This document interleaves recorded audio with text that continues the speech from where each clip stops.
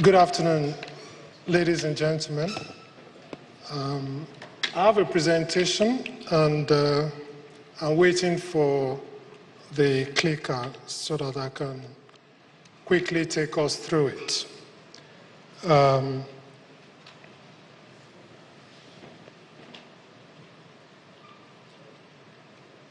someone put up my slide, please?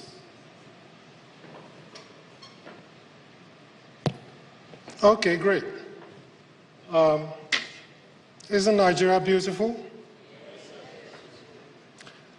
Next slide, please.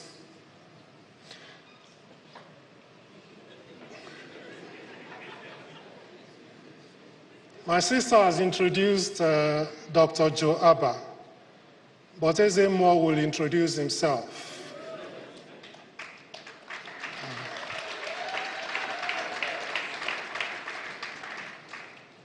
He is the mouthpiece of the gods, half man, half spirit, the wind that no trap can ensnare, the deity that you cannot worship with snaps and white fowl, but you can worship with pounds and dollars.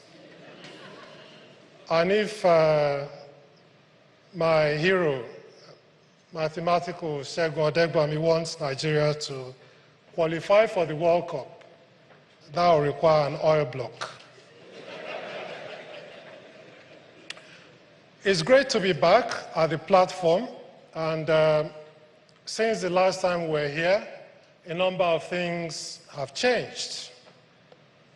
Our village now has a new leader, and he goes by the title Emilokon. His Lolo, his wife, and his queen is now known as Remilokon, which then means that the Crown Prince, Sheyi, will now be known as, I didn't say it, oh. Chaos is very easy to start. Next slide, please. And so, unlike others, I actually wasn't given a topic by Pastor Boju. He said the title is Rebuilding the Nation. And he asked me, what do you want to talk about? And so Eze Moore went into the shrine and consulted the gods and said, this topic, is it doable, rebuilding the nation? Because it suggests that the nation was initially built. Was it? And the God said, of course. Haven't you read Achebe's book, There Was a Country? Yes, there was a country. And then if he says that the topic is rebuilding the nation, it means that something has gone wrong with that building that makes it necessary to have it rebuilt. Is that the case? And the gods said, go outside and touch grass, or just stop any Nigerian on the street and ask them whether things are working the way they should. And the third element, of course, rebuilding the nation, suggests that the nation can indeed be rebuilt. What does that mean? It means that something may have been working before that we need to bring back to make work again. And so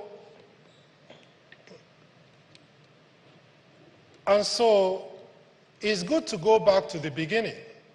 So at the beginning, there was quite a bit of agitation to make sure that Nigeria got independence. And some of our founding fathers came together to think about the kind of country we would want. So in 1960, we inherited an independent constitution that made the Queen of England the notional head of state. But our founding fathers came together to say, well, what kind of country do we want, and how do we want that country designed? And so what they did, I'm wondering where I'm pointing to, or is my village people? Okay. So, believe it or not, this was Nigeria in 1963. You can see the cars in a queue. Oh, let me shock you even further. This was Lagos in 1963. You can see the cars all in a row, the bikes and bicycles, the pedestrians, everything was organized. Some of our young people have never seen a working Nigeria. And they are very easy to seduce by the idea that it is under military rule that Nigeria works the best. Nothing is further from the truth. You can see Nigerians driving with decorum without any force, without any military, without anybody forcing them to do so. And so this is the nation that our founding fathers built, which this event is trying to get us to now rebuild. This was our 1963 Constitution, the Republican Constitution, it was known as. And very soon, very shortly, I'll tell you what the key elements of that Constitution is. Nigeria basically had initially 3 regions: northern region, western region, eastern region. And then with the 1963 Constitution, the Midwestern region was added. So we had 4 regions. But what was in that Constitution? It basically had a British-style parliamentary system of government, where everybody in the executive is a member of parliament, and then the president, the prime minister is elected out of parliament. Believe it or not, each region had their own constitution. Okay. Each region had their own constitution. And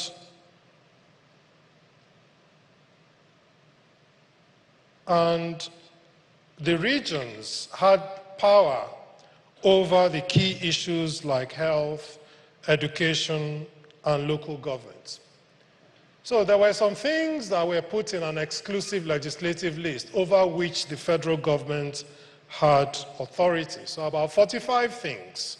Some of them are quite detailed, actually, like leather and things like that. But then it was mainly about monetary policy, defense, foreign affairs, currency, major economic policies were the things that the federal government was in charge of. Then the federal government and the regions had concurrent responsibility for a number of things, including arms and ammunition. So the regions could actually import arms and ammunition. They were responsible for internal security and policing. And so each region basically had its own police, unlike what we have now, where there's a unitary police force. Each region could do its own census and actually do that census truthfully, because it wasn't tied to any revenue sharing formula. So each region simply counted up how many people it had and used that for economic planning. Interestingly, the revenue allocation formula, the federal government only had 20%. 80% of the rest of the revenue was shared among the regions. Now, as we are aware, the unfortunate incidents of 1966 happened. There was a military coup which ushered in some 30 years or so of military rule in Nigeria. To my mind, it is the greatest tragedy that ever befell our nation. Between 1954 and 1964, the eastern region of Nigeria, according to Harvard Business Review, was the fastest growing economy in the world. The western region had already entrenched free education. The northern region was feeding the whole country and exporting pyramids of granules and other agricultural products. The military could not work with regions because the military mindset is one of command and control, and everything needs to be unitary. And so they took away all the powers that the regions had and broke up the country into 12 states, each with military administrators, all reporting upwards to a supreme military council that controlled everything. That did away with the innovation, with the healthy competition among regions, with enterprise, with ideas. The mantra became obey before complain. And you were not allowed to think. You were basically asked to follow orders or else.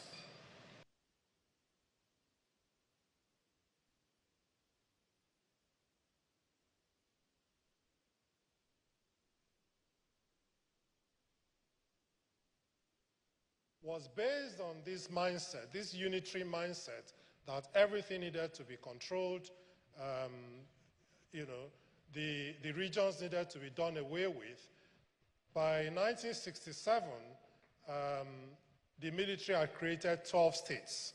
With the 1979 Constitution, it had gone up to 19 states, which you can see on the projector now. People then competed for elections, and it brought in President Shehu Shagari and 19 state governors. But by that time, we had lost something crucial. That constitution introduced an American-style presidential system of government, which, if you think about it, actually works quite well with military mindsets.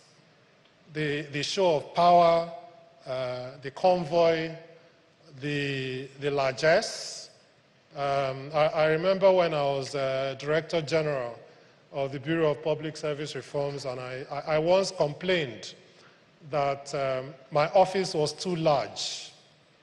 And it didn't make a lot of sense when a number of my staff had nowhere to sit. I was very quickly reminded that the office was not my own. It was the office of the Director General. And that office needed to project the power that the federal government has whenever there's any foreign visitor. And so this constitution carried on the move away from the regional structure and, like I said, created 19 states and designated Abuja as the new federal capital territory. That was also the constitution that started the naming of states and local governments in the Constitution. The effect of that is that to create any new states or create any new local government or change anything in that regard, you needed to amend the Constitution. To amend the Constitution, you need 2/3 of all the states to agree, and then 2/3 of the National Assembly to also agree. So it basically made it impossible to create new states or new local governments without a change of the Constitution. The exclusive legislative list grew from 45 in 1963 to 66 in 1979. By that, I mean that the things that only the federal government had control on grew from 45 items to 66 items in the 1979 Constitution. Importantly, the sharing formula for revenue changed dramatically. So before it was 20% to the federal government, 80% to the regions. From 1979, it was 55% to the federal, 26.5% to the 19 states, 10% for local governments, and 8.5% for what they termed special projects, which is basically anything they want to do.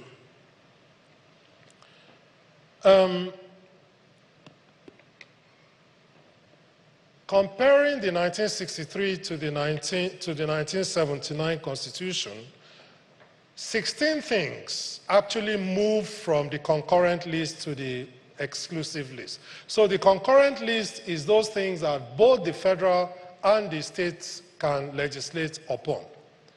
And so from the 1979 Constitution, 16 items that both the federal and the regions could legislate on now became exclusively the right of the federal government to legislate on. This included policing. And so this did away with regional policing and created one unitary police force. To my knowledge, we are perhaps the only federation in the world that has a unitary police force. Higher education, arms and ammunition became purely federal. Issues of bankruptcy, prisons, labor, census, which used to be able to be done by both the regions and the federal, fingerprints on IDs, registration of business names became purely federal, traffic on federal trunk roads, promotion of tourist traffic, and regulation of the professions. As we all know, after 1979, we had another military incursion, which again lasted until 1999 when we went back into democratic rule. The 1999 Constitution is actually not very different from the 1979 Constitution, and we'll talk about that a bit. But you can now see that we now have 36 states, which we still have till today. The seat of power had moved to Abuja by that time. And the highlights of the 1999 Constitution is that it continued this American-style presidential system of government, which is expensive, which is a winner-takes-all arrangement. We moved from 19 states to 36, and the 1999 Constitution again named all the 36 states and 774 local government areas with Abuja as the federal capital territory. So again, regardless of the agitation for states, you cannot create any new states, you cannot merge or add any new local governments without going to change the entire constitution. The exclusive legislative list went up by 2, so 45 in 1963, 66 in 1979, 68 in 1999. The revenue allocation formula remained with a majority for the federal government, 52.68%. The 36 states were to share 26%, and the 774 local governments were to share 20.60%. percent.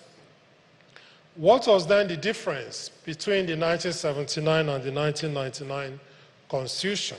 Well, in the 1979 Constitution, electoral laws were still in the concurrent list. So both states and federal could make electoral laws. From 1999, only the federal government can deal with issues of electoral laws.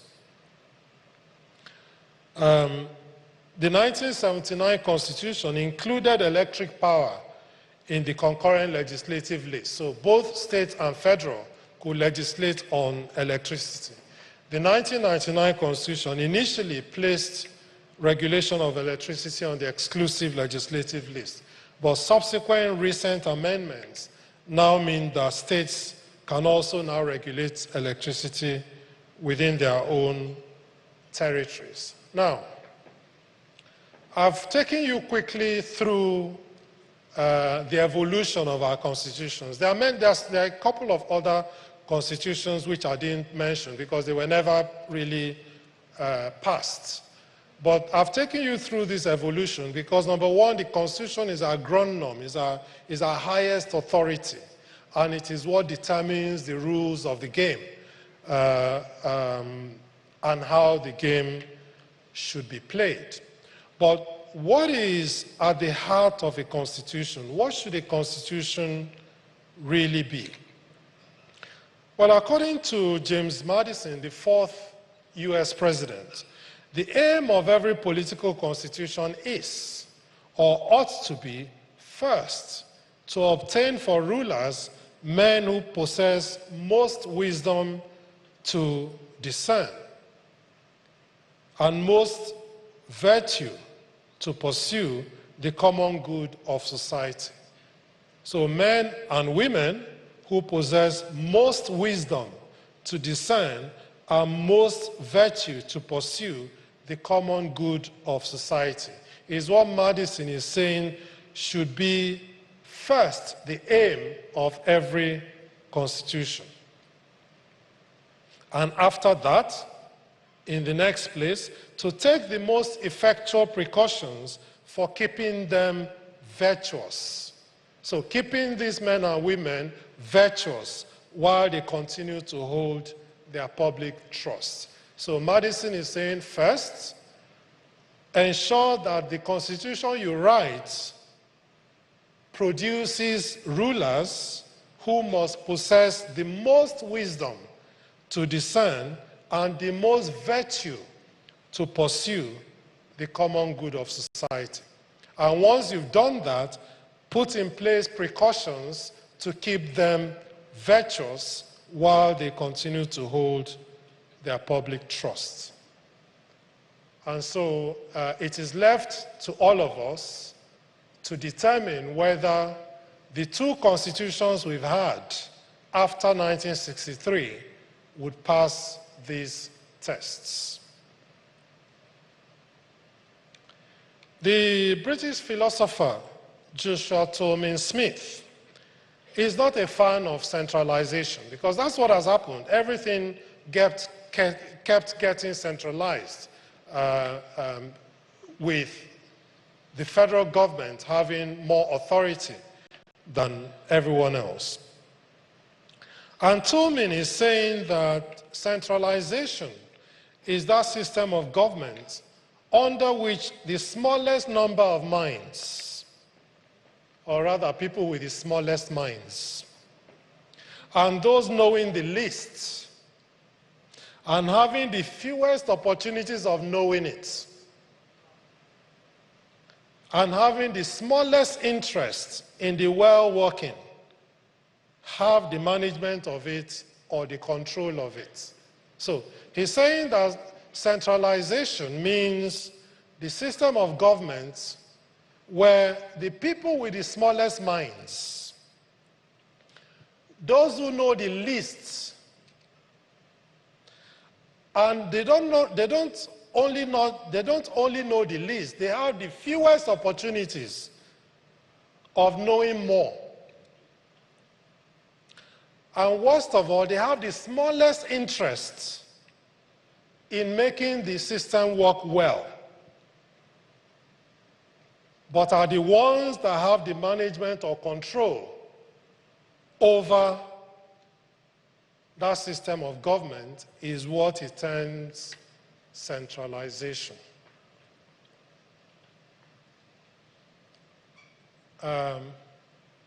We don't judge. We leave you to do so. Whether what we have meets the criteria set out by James Madison or Joshua Tolman Smith. What happens when you over-centralize? And this might be a bit too small for you to see, and I apologize for that. What happens is that you have a youth majority that have never experienced a Nigeria that works. And they see coups all around West Africa and are seduced by it. And you can't blame them because democracy in Africa has hardly delivered the basics. And by the basics, we mean rule of law, we mean food, we mean security, we mean a decent education, we mean decent health care, we mean opportunities for all, a level playing field where women can compete, the young people are not discriminated against, the elderly are not discriminated against. Democracy in Africa has simply not delivered these public goods. And so, when you are born into an era where you've never seen a functioning system, it is very, very easy to be seduced by the concept of military rule. But I hope that in taking you through the journey of the constitutions that we've had, you can see that nothing damaged our progress as much as military rule did. Some young people will even tell you, oh, but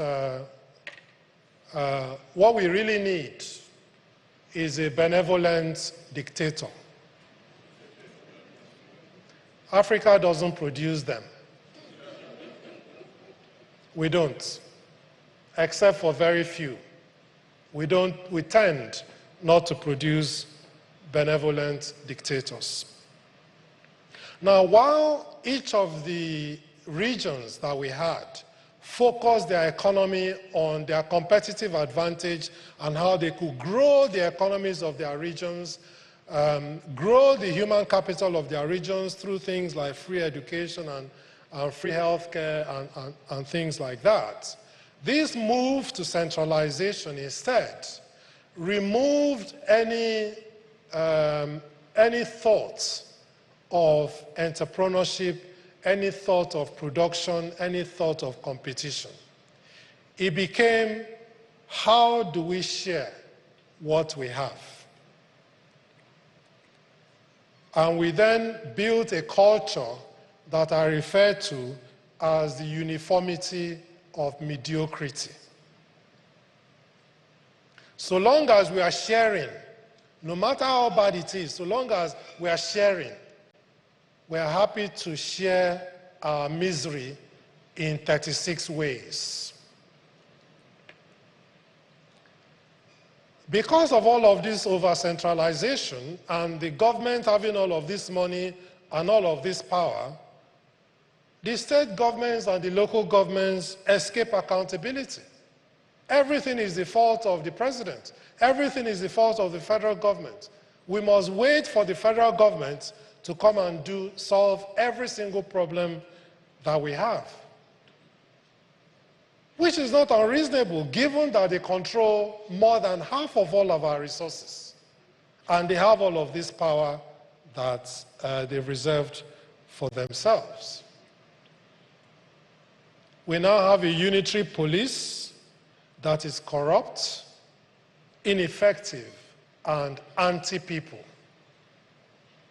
And You hear Nigerians talk about, oh, we don't want state police because if we have state police, governors will abuse them.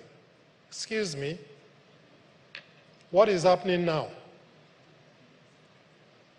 What is happening now? It is not even governors abusing the unitary police. Even individuals are able to abuse the unitary police. Somebody owes you money. You go and arrest them and lock them up.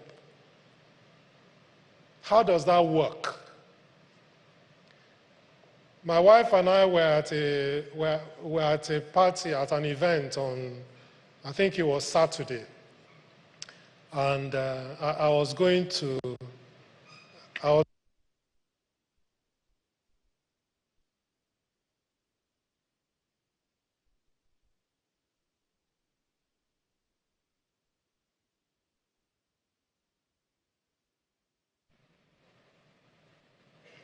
and I said she should be doing that in her bedroom. Sorry, Pastor, I didn't mean to say that. We have a security architecture in which subnational governments have responsibility without authority. So we have state governors that are so-called chief security officers of the state, but the security personnel take their orders from Abuja. We have a federal government with so much resources at its disposal that it can afford to waste it and continue to waste it. So in 2012, the federal government set up an Orosanye committee which submitted its report saying that the number of federal agencies was 541. As at the 2025 budget, we have in excess of 1,500 agencies. And don't forget that the Orosanye report was meant to reduce the number of agencies. And so between 2012 and 2025, we have instead trebled the number of agencies we have. And we can only do that because the federal government clearly has money that it doesn't need. Or, if it doesn't have it, it is borrowing money to fund a wasteful lifestyle. Of course, local government has been totally emasculated. We have a private sector that depends largely on federal patronage at its highest echelons. We have legislators that take the most money of any legislators in the world. You will note that I did not say earn. They take the most money of any legislator anywhere in the world, and they do it because they can.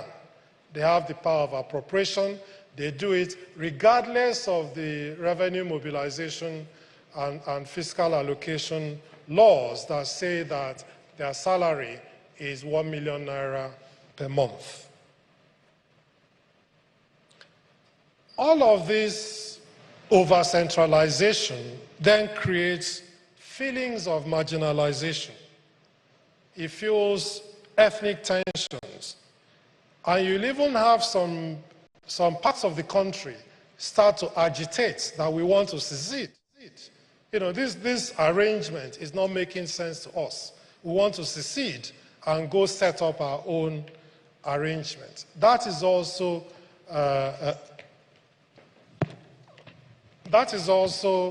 a consequence of the over-centralization. When we had the regions, there was no talk of secession. Like I said, it encourages a lack of innovation, discourages healthy competition and challenge. We have done something interesting recently. We have created regional development commissions in 6 geopolitical zones. They are federal government agencies that are supposed to develop the regions. Having created them since 2024, they have not received 1 kobo in funding. And so people are just there earning salaries doing no work. And so you start to wonder whether this was merely a political gimmick or if it was indeed a genuine attempt to start to go back to zonal or regional working. And what all of this has done is create a certain powerlessness in the citizen. Because the citizen looks at all of these issues and says, okay, we need a new constitution. Where are we going to get it from? Because it's the National Assembly that needs to do it. Will the National Assembly do it? No. Because they are enjoying the fruits of the dysfunction. And so what the citizen does instead is start to hope that a Messiah would arrive with a magic wand that will solve all the problems at a go. And so for every election, we're always hoping that this one is the one where the Messiah will come and solve all our problems. And it's important to focus on elections. But as the French philosopher Jean-Jacques Rousseau once said, before examining the act by which a nation elects a king, it will be proper to examine the act by which a nation becomes a nation. For this act, being necessarily anterior to the other, is the real foundation of society. So you can keep hoping that, oh, it's going to be in the 2027 elections, or it will be in the 2031 elections. But unless you examine the act by which you became a nation, you have not addressed the foundational issues as to why the system you have is not working. So, what do we then, oh, sorry, yes. So, what do we then recommend? Oh, sorry, I lost myself for a minute. What do the gods recommend? The gods recommend a return to a decentralized structure with strong regions and a small center. A return to a revenue-sharing formula where the federal government only has 20 to 30% share and the regions have 70 to 80% share. We need to enact a new constitution that mirrors the arrangements in the 1963 constitution where we have powerful regions and a small center. But the gods recommend that we do that with the 6 geopolitical zones, which we all know and respect, but is actually not written down anywhere in our constitution. So the military recognized 6 geopolitical zones. It's actually not anywhere in our constitution. But if you look at our laws, look at issues of appointments, you'll often say, oh, you know, the members of this board must come from, there must be a representative from each of the 6 geopolitical zones. So we know it in our minds that the country is actually 6 geopolitical zones. And so the recommendation is that rather than go to the 3 or 4 regions, let's use the 6 geopolitical zones that are, you know, recognized and contiguous and base our new arrangements on that. The zones should have their own constitutions, and within that, functions such as policing and census should be within the remit of each of the geopolitical zones. And each zone should decide the number of local governments that they want and can afford to have. We have a nonsensical situation at the moment where certain states have proportionally larger number of local governments than others, and the money, the revenue is shared according to the number of local governments you have. Not according to what you produce, not according to what you contribute to the economy. The census is also a factor in revenue sharing, and that is why, again, our censuses are wildly difficult to rely upon, because everybody knows that the more you can inflate the number of people that you have, the more resources will flow to your state. That we need to change. Please go back. Some would ask, but can't we do it with constitutional amendments? My answer is no. You need a new constitution. If someone has given you rags, if it tears today, you can patch it here, but it will tear again tomorrow. The integrity of it is weakened already, and those rags will never become a brand new piece of clothing, and it will never last longer than a rag can last. Indeed, the warning would be that if you don't change those rags, one day you would have to walk naked. The second lesson is that the Messiah actually came 2,000 years ago. We don't know when he's coming back. We know right now that he's not among us. I hear that some people went to wait for rapture somewhere. He's not yet among us. And so it's not going to happen anytime soon. No, I take that back. When it will happen, nobody knows. Now, when you go and watch a play, and the script for that play is a tragedy, even the best actor cannot turn it into a comedy. If the script is a tragedy, it will always be played out as a tragedy. If you get the best actor with the best, the highest number of awards, they cannot turn that script into a comedy. The problem we have, according to the gods, is the script. As Achebe has said, there's nothing wrong with us. What we have is a play based on a wrong script, which we need to change. If we don't change that script, we risk losing the audience entirely. Finally,